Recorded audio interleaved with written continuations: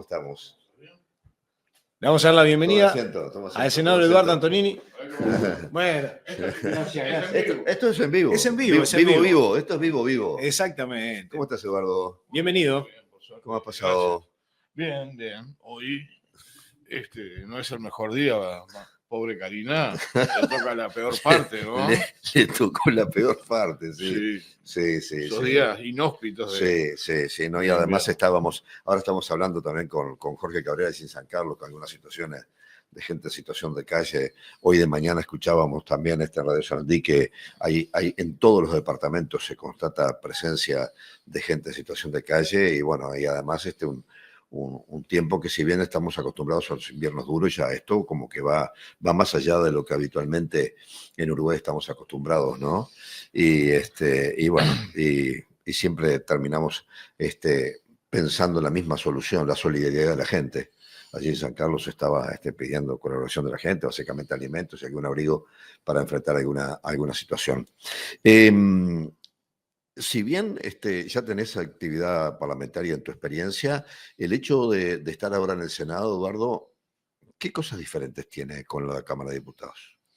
Bueno, tiene una visión un poco más global de todo el país y no tanto en lo departamental, porque si bien en Cámara de Diputados, obviamente que se legisla para todo el país, todos los diputados son electos allí por alguna circunscripción y todos tenemos, ¿no? El corazoncito y siempre, claro. Por ejemplo, en mi caso siempre decía, Maldonado y Maldonado, pero le pasa a todos los diputados y las diputadas, siempre está el corazón del departamento. En el Senado es un poco más amplio, con una visión más global y con un trabajo diferente, más arduo también, en el sentido de que integramos más comisiones, cada senador integra 5 o 6 comisiones. Entonces, allí el trabajo es un poco más arduo y es un poco más extenso en cuanto a días de la semana e incluso cuando comienza el receso mensual en senadores, si bien no hay sesiones, pero sigue el trabajo en comisiones y sigue bastante más activo. Una linda experiencia y bueno, vamos a transitar por ella. Obviamente que hemos tenido en estos meses un poco menos de participación por la campaña electoral, pero bueno, ya estamos al otro día, ¿no? De las elecciones ya fuimos. ¿En qué comisiones te toca? Me toca, estoy en vivienda, estoy en la comisión de salud, estoy en la comisión de asuntos administrativos, que aclaro, la comisión de asuntos administrativos es quien otorga las venias, allí hay todos los cargos y todo, ¿no? Exactamente, pero además es de donde surge todo el relacionamiento con el resto de los organismos del Estado, así que es muy interesante. Estoy en la comisión de seguridad pública también, que esa es bicameral. No me acuerdo si las nombré todas, me debe faltar alguna, me parece. Estoy en vivienda, estoy en salud, asuntos administrativos, en la de seguridad, y me falta una que no me acuerdo ahora. Discúlpeme, a esta hora de la mañana. Ya va a aparecer. Se me congelaron las neuronas. Eduardo, me ha llamado un poco la atención. Perdón, sí. Ganadería ahora. Ganadería. Exacto. Ganadería, agricultura y pesca. Muy bien. Me ha llamado un poco la atención, más allá de la tarea específica de los legisladores, un poco algunos enfrentamientos desde el arranque ya con la oposición y algunos cruces de declaraciones, jugando mucho en los medios de comunicación, algunos legisladores también. ¿A ti te llama la atención que este clima ya esté instalado tan temprano? Yo lo esperaba. ¿Sí? Yo lo esperaba. Hay como una oposición férrea. Siempre hay que ver de qué lado del mostrador le toca a uno, ¿no? Porque a nosotros se nos acusaba de poner palos en la rueda. Y nosotros, lo quiero decir, todo lo que significó de alguna manera algún beneficio para la gente, aunque no estuviéramos de acuerdo en la forma, aunque pensáramos que no fuera suficiente. Nosotros votamos absolutamente todo lo que el Poder Ejecutivo enviaba, marcando nuestra diferencia, ¿no? Y acá lo que yo veo es ya no el palo, es el poste en la rueda, para que, intentando que no camine. Cada cosa que se plantea tiene, bueno, con alguna característica de esa que ahora sí podemos extendernos, Sí, sí. Del uso mediático y a veces agresivo, ¿no? De marcar su posición.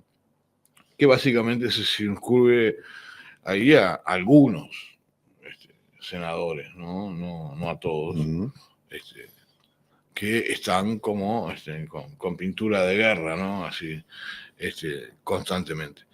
Pero yo creo que es eso, yo creo que hay decir, bueno, se va a hacer toda una estrategia, decir, se va a hacer todo lo posible para trancar al gobierno, pero además,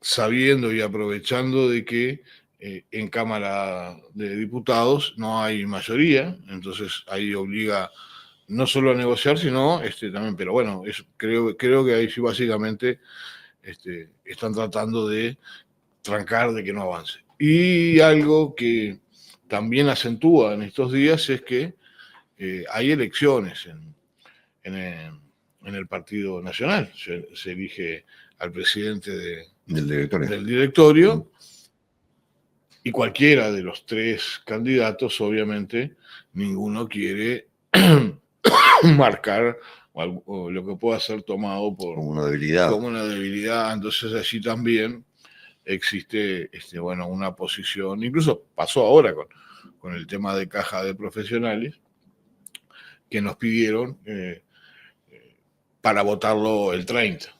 O sea, pasada el 28 se nos pidió precisamente eso, y bueno, nosotros aceptamos esperar al ¿Es ese uno de los temas de más urgencia para ustedes? Es un tema de urgencia. ¿Y lo tienen controlado? Sí. ¿Está más o menos encaminado? Bueno, hay soluciones.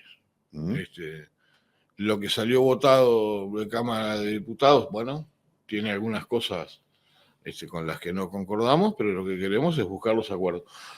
En el Senado lo mismo, es decir, hubo alguna propuesta, es decir, también hay algunos problemas en la oposición, en los quienes son de oposición, con algunas versiones encontradas, con algunas propuestas encontradas que les cuesta a ellos mismos definir allí entre algún sector del Partido Colorado que creo que actúa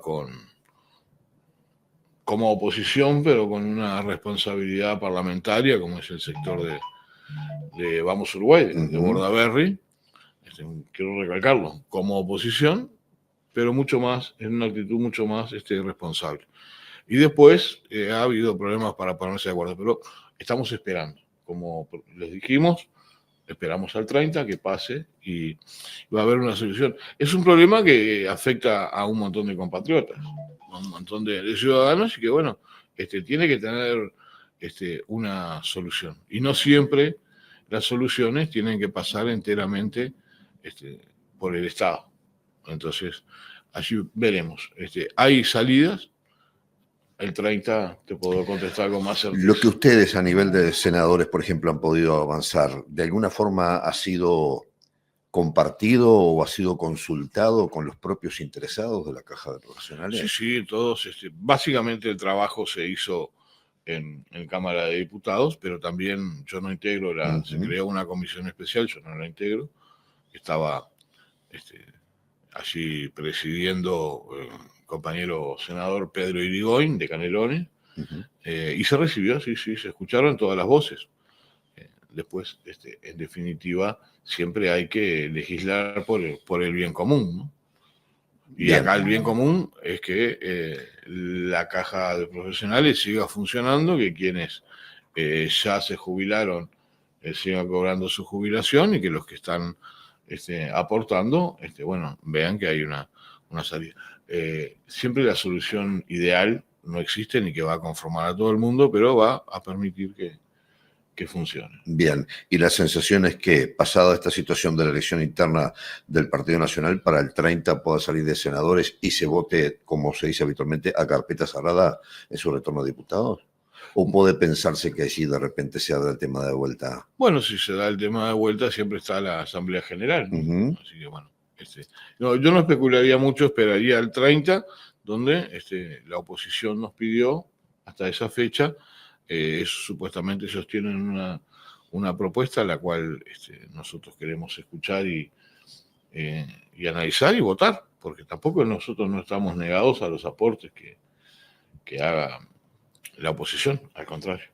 Bien, la economía del país y cómo encontró el Frente Amplio la realidad económica y de qué manera también poder definir un presupuesto quinquenal que no solamente ayude a que el dinero en las diferentes áreas del gobierno actual esté, sino de alguna manera la posibilidad de generar crecimiento para el país, que es una de las cosas más postergadas que estamos teniendo. Sí, hay como varias cosas. Sí.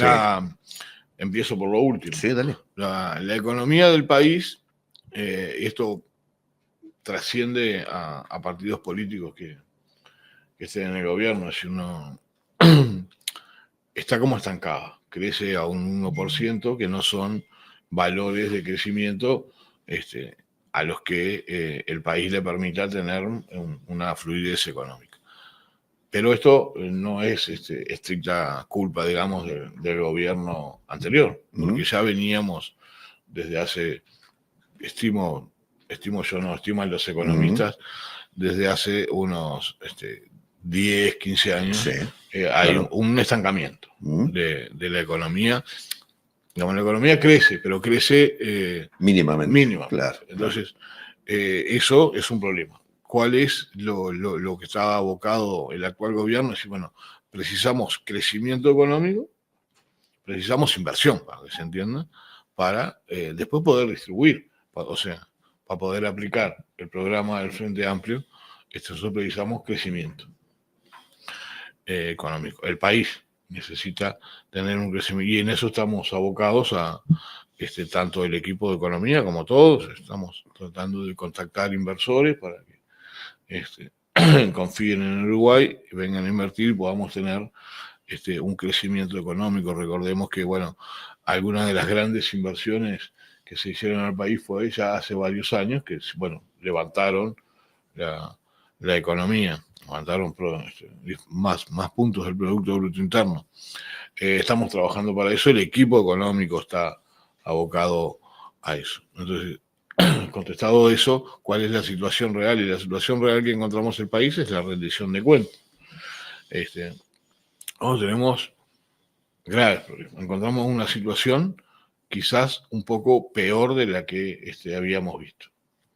Para poner algunos casos, la deuda que hay en ACE es realmente importante. Cuando hablamos de 100 millones de dólares, estamos hablando de una deuda importante, pero además sumado a que en el último año, básicamente en los últimos días de gobierno, se contrataron más de 500 funcionarios y funcionarias. ¿Qué podemos decir para el que no lo sabe? Pero está bien que ACE tenga más pero que tenga más funcionarios especializados en la atención. Acá se contrataron desde un fotógrafo de presidencia hasta choferes que eran secretarios de algunos jerarcas del gobierno anterior. Entonces, eso también complica en lo que es cuando vos vas a aplicar y si yo necesito más recursos humanos para Maldonado, por ejemplo, sí, está bien, pero ahora tengo que pagar un cupo de funcionarios, que no es menor, 500 y algo, que no son funcionarios técnicos, ¿no? Que no son médicos ni enfermeros. Y es una situación irreversible, esa no se puede arreglar. Bueno, en principio recién se está viendo, pero Uruguay también tiene un tema de certeza. Si usted lo contrata a un gobierno, el otro lo tiene que despedir. Si yo para despedir a un funcionario público necesito tener un montón de requisitos, es una garantía. ¿no? Que no puede hacer porque algún jerarca de turno se le ocurra. Pero bueno, se está viendo cómo... ¿Es personal presupuestado o contratado? Sí, es personal que se presupuestó. Entonces, ahí también sumado a la deuda, pero bueno, se están estudiando las soluciones. El hecho es que nosotros partimos con una deuda, hasta solo hablando de ACE, de 100 millones de dólares, que complica lo que es cuando usted tiene que este año, que usted lo gobierna con el presupuesto anterior, complica bastante, porque además las deudas hay que pagarlas. ¿Y esos 100 millones de dólares de que y bueno, eso fue de todo, fue de mal manejo, básicamente son de pagos. O sea, hubo un mal manejo económico, un mal gerenciamiento en ACE, que se vio en la compra de medicamentos que faltaban por todos lados. Quien nos escucha, que sea usuario del Hospital de Maldonado o de San Carlos, sabe que los medicamentos faltaban los medicamentos básicos, ¿no? Pero ahí hubo un gran desorden administrativo. Después, bueno, se contrataron, hubo casos, recordemos, un caso que está en estudio todavía, porque es complicado, es decir, se contrató a una empresa naviera para que prestara servicios de ambulancia.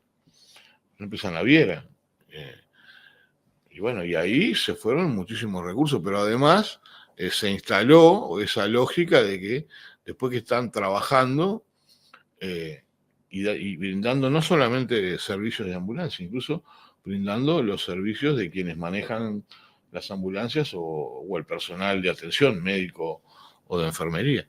Y usted tampoco puede decirle, váyase, porque se cae una situación que... El sistema.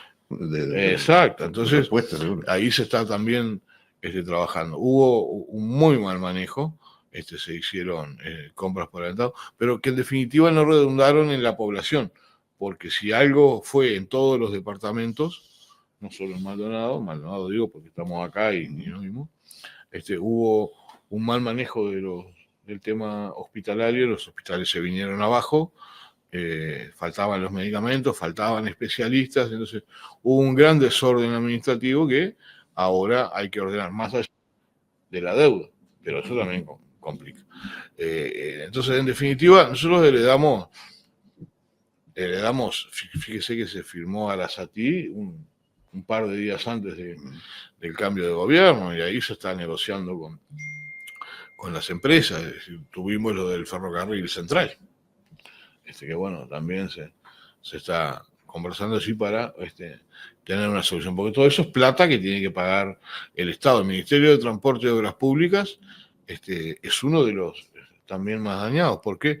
Porque recordemos la Ruta 9, por ejemplo, que está quedando muy linda, hay que pagarla. Me recuerdo al presidente de la calle Pou inaugurando tramos de ruta, pero tramos de ruta que no pagó, que va a pagar este gobierno.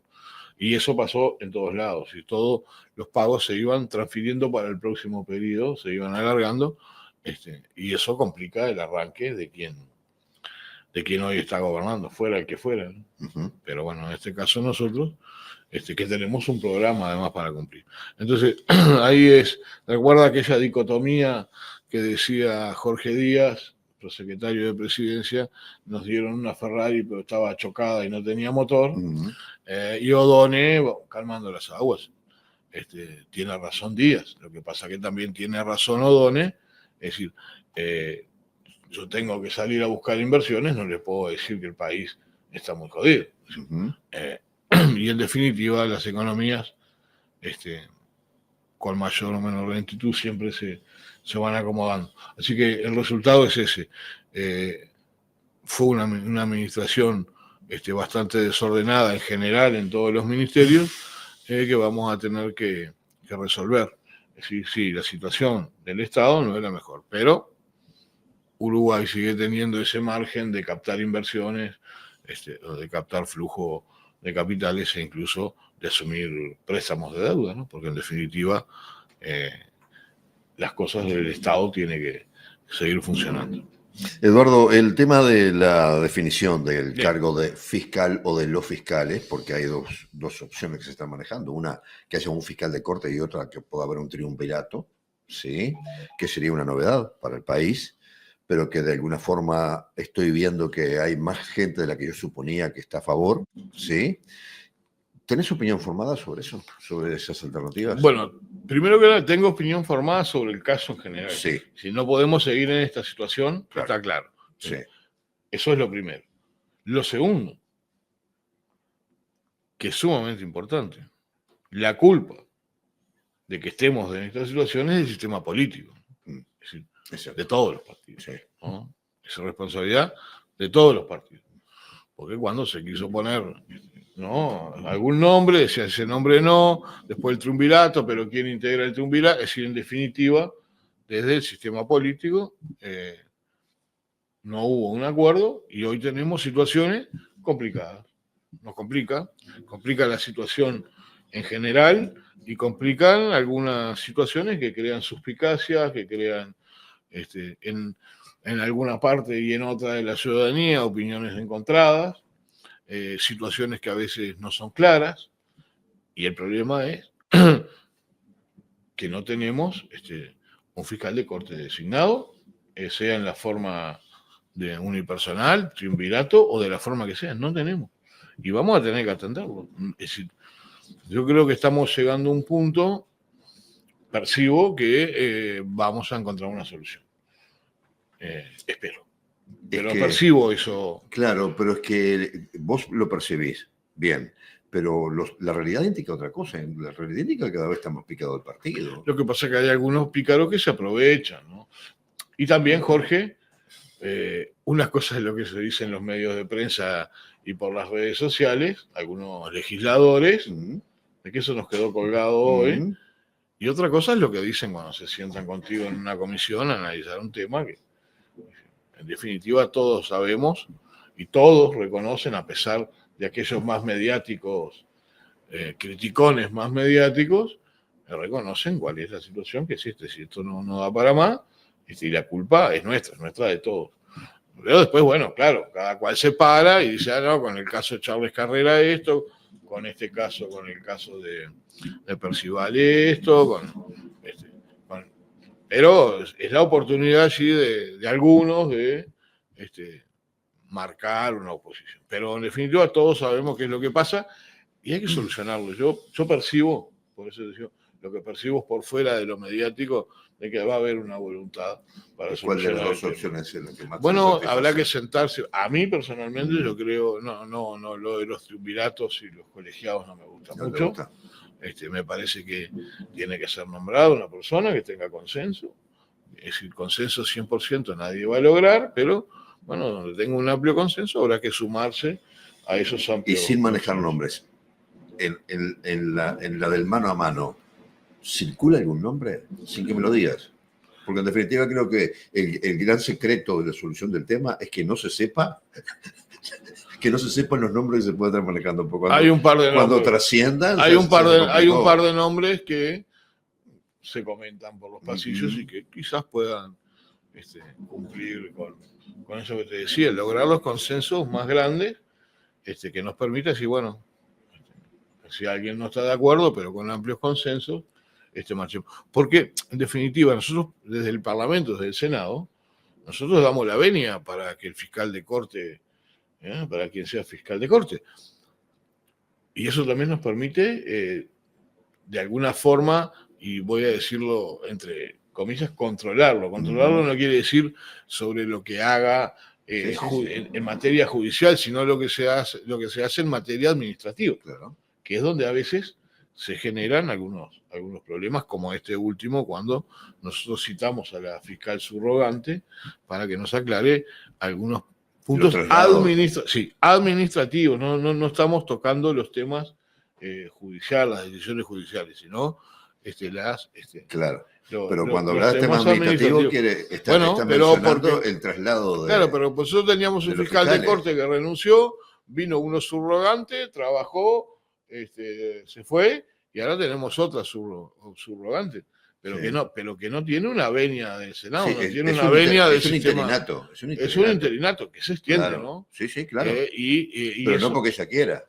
No, Porque no. el sistema no se pone de acuerdo. Porque lo dije al principio. Claro. Es decir, el problema es Ujú. del Parlamento, Ujú. que no hubo los acuerdos para dar una venia en ese sentido. Yo creo que en los próximos meses eso se va a solucionar. Y eso provoca algunos temas, porque bueno, cuando alguien está interinamente o subrogado, como es el nombre Ujú. que tiene, bueno, y después algunas decisiones, y estoy hablando de decisiones administrativas, Ujú. bueno, pueden ser consultadas del Parlamento, ¿no? Porque generan algunas dudas. Generan algunas dudas en todos lados. Depende de qué Claro. lado del mostrador está, algunos Ahora, ¿no? Opinan a favor o en contra, pero eso bien, genera. en toda esta realidad, voy a poner 3 ejemplos nada más, ¿no? Pero, y no es por cuota política, sino por datos de la realidad. Fossati, Carlos Negro y Jorge Díaz. 3 exfiscales. ¿Sí? Inclusive Jorge Díaz fue el fiscal general de la Nación, ¿no? 3 casos de fiscales de trayectoria que realmente siempre tuvieron un protagonismo importante desde su función y que dejan la fiscalía para pasar al sistema político. ¿Eso de alguna forma no estará enrareciendo más todavía el tema? Yo creo que. Y no los estoy juzgando por No. por Sacando, su gestión. Digo, sacando. Hablando, es un dato de la realidad. Eran fiscales, dejaron la fiscalía y se vinieron a la política. Yo creo que todos los ciudadanos tienen derecho primero a pensar y tener una forma de pensar. ¿Subía otro caso? Subía. ¿También? Subía. Sí. Está bien. Yo creo que todos los ciudadanos tenemos derecho a tener nuestra posición política, nuestra visión ideológica. Es cierto. Antes, durante y después. Durante, usted es libre de pensar, de opinar, ¿no? O de tener su preferencia ideológico-partidaria. Y después yo creo que usted tiene derecho a estar donde quiera estar. Eso, hay una discusión allí que dice si no debería pasar un determinado tiempo que estuviera. Inhibirlo. Y de repente. Está bien, podría ser una solución, si es que hay acuerdos para eso. A mí lo que me molesta no es, Jorge, la pertenencia que tenga o a quien vote un fiscal. Es que no sea imparcial. Eso es lo que me molesta. Es decir, cuando usted es un fiscal, porque convengamos cómo funciona, tenemos un sistema bastante complejo que a veces la población en general no entiende cómo es nuestro sistema. Es decir, un fiscal no es un juez, el fiscal es el organismo del Estado que acusa, ¿no? En el juicio es quien acusa. Antes del juicio es quien formaliza, que quiere decir, si a usted, Jorge, lo formalizan por un delito, no quiere decir que usted haya cometido el delito. Es decir, que el fiscal dice, me parece que lo voy a investigar porque o hubo una denuncia o de oficio porque me han llegado información de que podría.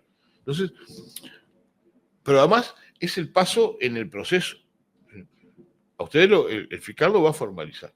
Claro, cuando a veces escuchamos, lo formalizaron, ya la ciudadanía lo condena, a cualquiera que sea. Claro, sí. Pero eso no es así. No es así. Porque después que a usted lo formaliza, el fiscal, ahí comienza el juicio donde hay un juez que le da las garantías, que es diferente. Usted tiene un proceso ahí judicial donde va a tener. Y que puede terminar siendo culpable o inocente. O inocente. Puede investigado el caso. Exactamente. Claro, es no, pero lo que pasa la es que gente cuando usted le dice lo formalizaron, ya le hace la cruz. Mi mamá dice que formalizaron por 120 días, nada más le dieron. No, claro, le dieron. ¿Cómo? Si el hombre. Y mató a 3. Mató a 3 y lo formalizan 180 días. Es el tiempo que tiene el fiscal para investigarlo. Para investigar y hacer la acusación. Claro. A mí lo que me crea suspicacias de un lado y de otro es cuando decimos, pero con todos esos elementos que tiene el fiscal, ¿por qué hizo esto y por qué otro fiscal o el mismo fiscal actúa así? Frente a un caso similar, actúa de otra manera. Actúa de otra manera. Claro. Entonces, no es lo que piense y opine, sino que me parece que lo que tenemos es, en algunos casos, gente que hace, lo nombro porque ya la voy a nombrar porque ya no está, que fue Fossati, que fue muy mediática. Es decir, obviamente tomó decisiones en una causa que involucraba al presidente de la República y su círculo cercano, que no es la que actuaría quizás con otra persona de imparcialidad, y bueno, deme su teléfono, a ver qué es lo que dice, porque yo lo tengo acá involucrado a usted, y no importa quién, bueno, y casualmente se va, ingresa en la política justamente en ese partido y se declara además perteneciente a ese partido. Entonces, eso es creo lo que complica. No el trabajo. Yo creo que y la enorme mayoría de los fiscales actúan de esa forma. Pero pasa que siempre los que actúan No, y de yo creo alguna que forma también... que crean esa suspicacia, es decir, ¿por qué uno, en el caso de una condena, no formaliza y hace un juicio a alguien que todo aparenta que ha cometido algún delito y a alguien que de repente es mucho menos probable que lo haya cometido, lo formaliza y lo somete a un juicio? Porque los fiscales, cuando usted lo formalizan, también lo someten al escarnio público, ¿no? Porque, bueno, lo que dijimos hoy, si alguien dice Jorge Méndez está formalizado, Antonini está formalizado, ya está, pero resulta que seguramente el juicio después, el juez, con todas las garantías del debido proceso, dice que no. Es una tarea compleja la de los fiscales, la competencia de ellos es acusar. A veces la pregunta es, ¿por qué a uno lo formalizan y por qué a otro no lo formalizan para que se inicie el juicio? Y en ese juego de suspicacia entra que el fiscal de corte no tiene aval de todo el sistema político porque está subrogando, es la segunda subrogación, recordemos. No, y además al revés, el fiscal lo nombra, lo pone en el cargo, pero no tiene incidencia sobre la tarea individual de cada uno de los fiscales.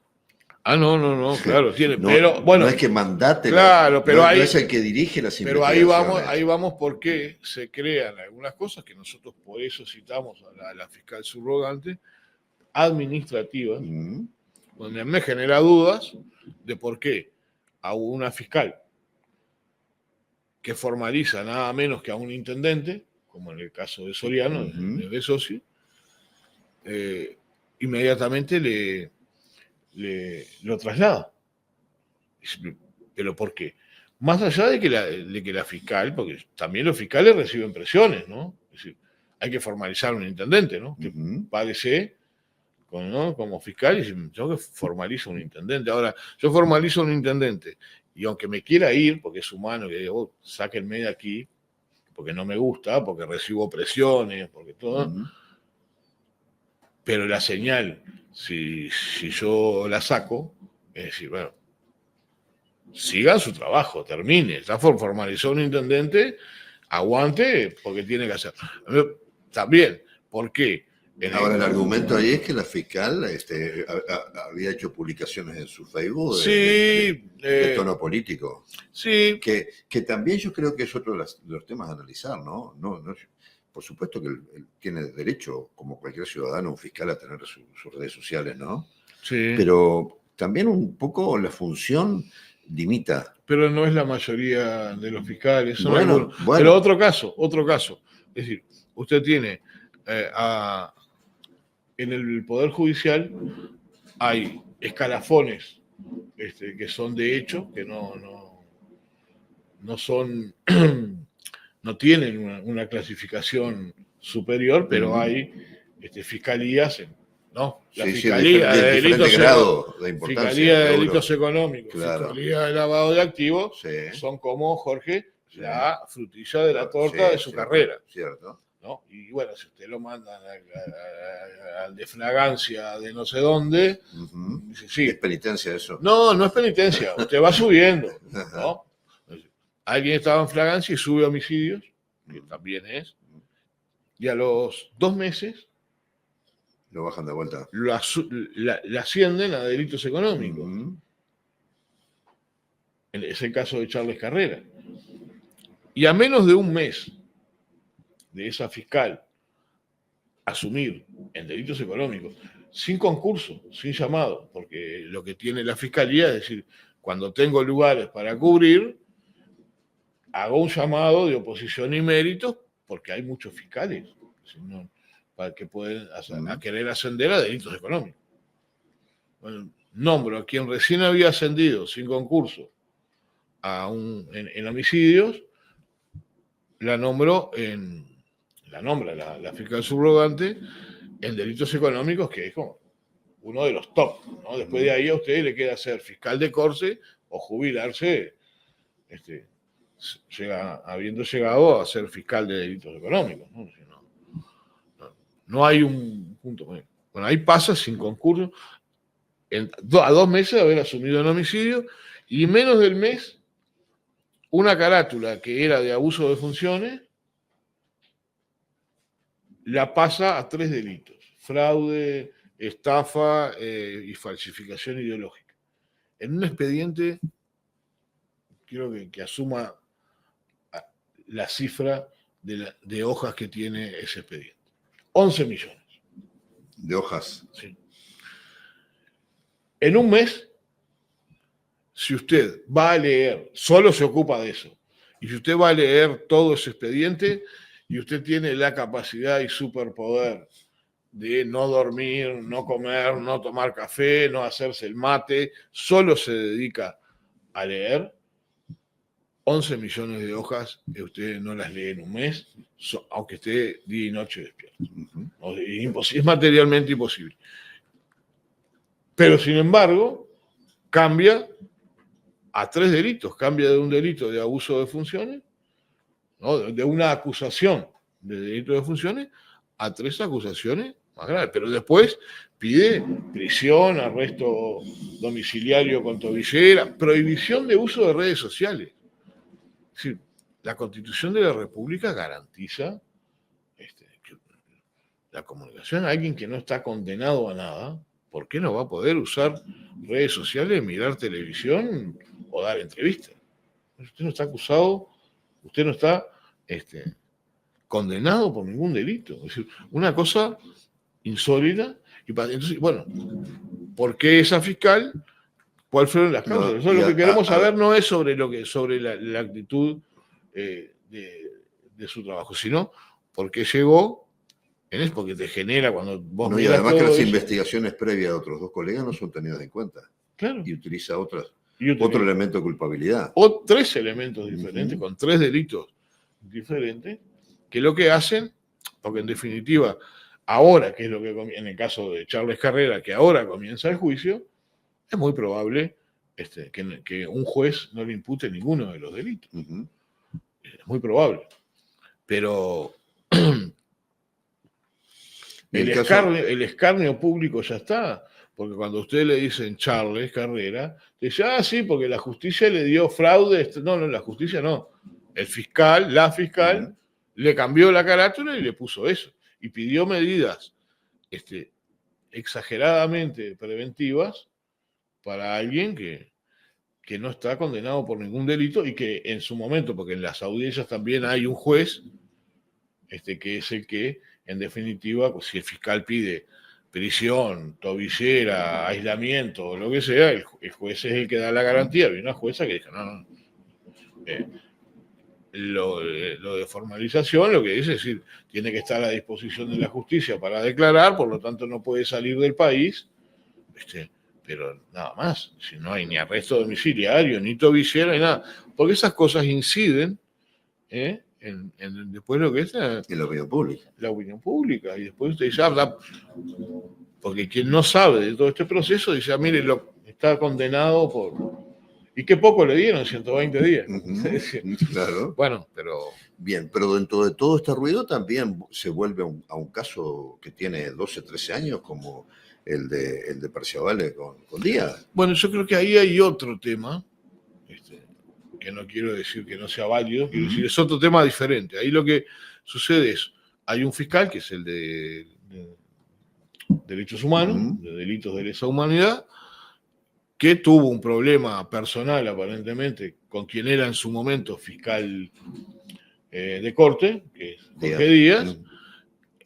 estamos. Hubo un problema dos- entre ellos. No bueno, estamos ahí. fue lo que se desprende Ah, de lo que dijo Percival en la comisión. Es decir, bueno, aparentemente él dice, me trasladó, me condenó, me trasladó a otro además lo lugar. sacaron de homicidio me y lo sacó puso en de- civil, ¿no? Una cosa así. Sí, está por eso. Es un tema que está bien, de 12, 13 años atrás, que está laudado, que hubo una actuación administrativa que investigó eso y que laudó.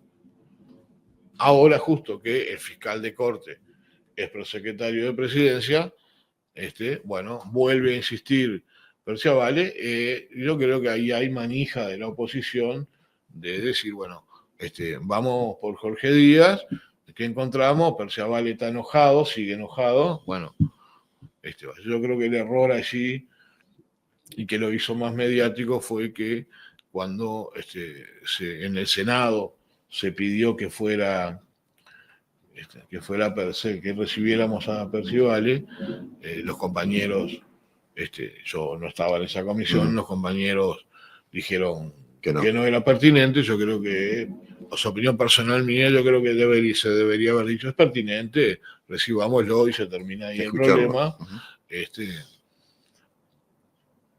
Pero bueno, nosotros, obviamente, como bancada, respaldamos la actuación de los compañeros que en ese momento entendieron que no. Yo creo que hubiera terminado ahí el problema. Ahora el problema sigue mediático, va a diputados, ya fue a diputados, habló y le da algunos elementos para que, bueno, la oposición salga a pegar. Pero creo que en definitiva estamos hablando de cosas diferentes, porque acá lo que estamos hablando es un hecho del pasado, con el cual se le intenta pegar. Pero si Jorge Díaz hoy no fuese secretario de presidencia, de repente este tema no se volvió a hablar. No se volvió a hablar, pero además, pero yo le voy a dar otro ejemplo. Ahí donde se entrevera todo. Yo le voy a dar otro ejemplo que no tiene nada que ver con lo jurídico.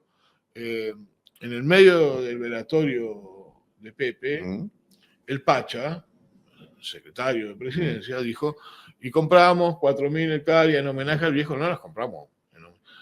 Yo estaba allí. Estaba muy emocionado el Pacha, y justo le habían informado recién que se habían firmado lo de la compra de la estancia María Dolores, y lo manifestó mal. Si no hubiera sido por eso, este problema seguramente no existía. O sí. Porque también tenemos que ver cuál es nuestra actividad privada y cuál es nuestra actividad pública, y que no se mezclen. En el caso del senador Da Silva, él es miembro de la Comisión Fiscal de la Asociación de Vendedores de Inmuebles Rurales. Y él es el que acusa y que quería que cayera el contrato de la estancia de María Dolores, que era un contrato hecho a derecho, con la oportunidad, un campo espectacular, tan espectacular que uno de los dueños del mayor frigorífico del país era el que lo había comprado, ¿no? Pero alguien ahí se perdió $1.800.000 de comisión. Entonces, toda la escena de Da Silva en esto, en realidad, choca con sus intereses de miembro de la Comisión Fiscal de la Asociación de Vendedores de Inmuebles Rurales, donde, yo no digo él, alguien que integra la comisión, que es su amigo o su colega, pierde ese dinero y sale en esta situación, porque el cometido, y está bien, de la Asociación de Vendedores de Inmuebles Rurales es defender a los miembros, defender los negocios, y está bien. Pero el tema, lo que no está bien es que lo mezcle y haga un caso mediático del Senado. Ahí fue María Dolores, estuvo en el tapete, creo que porque el secretario de Presidencia, emocionado, dijo eso, y ahí, bueno, si él dijo eso, nosotros decimos que no, y después Da Silva, que, bueno, teniendo intereses, no directos, pero intereses de una asociación que él integra, armó todo el resto del escándalo mediático, y después lo del presidente de colonización, que han sido presidentes, vicepresidentes, vocales, desde la salida de la dictadura hasta ahora, colonos toda la vida. Toda la vida. No es que... no es un caso excepcional. No, tenemos 9 de la salida de la dictadura Hasta ahora 9 presidentes. Han presidido. Sí, y otros tantos fueron vocales, y eran colonos. Entonces no. Bien. Creo que a veces no se mide con la misma vara. Ujú. Pero además, ahí, colonización es un instituto que ha estado en disputa desde su creación. Quienes se opusieron a la creación en 1948, periodo vallista, son los mismos que se oponen hoy. Quiere que se lo diga, son los herreristas, los colorados riveristas y la asociación rural. Fueron los mismos que se opusieron y son los mismos que ahora se oponen a el campo. Porque el hecho de que diga que ese era un mal negocio, yo no voy a dar el nombre, pero es el frigorífico más importante del país, lo compró, así que no era un mal negocio en el precio y lo que estaba. Es un excelente negocio. El fondo de este asunto es ideológico. Es decir, quienes consideran que la tierra es un derecho y un privilegio para unos pocos, y los que consideramos que la tierra debe ser también oportunidad para quien la quiere trabajar. Porque, y solo como dato, usted sabe que el 40% de la leche que se produce en el país se produce en las colonias de colonización. Es decir, hay muchísima gente que quiere trabajar y no puede acceder a una tierra. Ahora, para eso está y fue creado el Instituto de Colonización. Y es ideológico, es político, que hizo el gobierno pasado, que tenía una impronta herrerista con una coalición de colorados riveristas, aunque alguno se quiera decir vallista. ¿Qué hacen? Le sacan recursos a colonización, no lo sacan, no lo eliminan, le sacan recursos, o sea, lo vacían. ¿Se acuerdan que se sacaron los recursos y van destinados a un fondo para erradicación de asentamientos que nunca funcionó? Pero le sacaron fondos. Y nosotros le ponemos fondos para poder tener tierra para repartir entre quienes la trabajan. Es decir, pocas cosas son tan claras ideológica y políticamente como el Instituto de Colonización, que ha sufrido los vaivenes durante todo el tiempo y todos los periodos, depende de quién venga, desde su nacimiento. Eduardo, ha estado muy interesante la charla, tengo que ir redondeando porque tengo lista de espera. Bueno. Pidiendo pantalla. Bien. Gracias por tu tiempo, gracias por la visita, lo seguimos en cualquier momento. Dale, muy amable.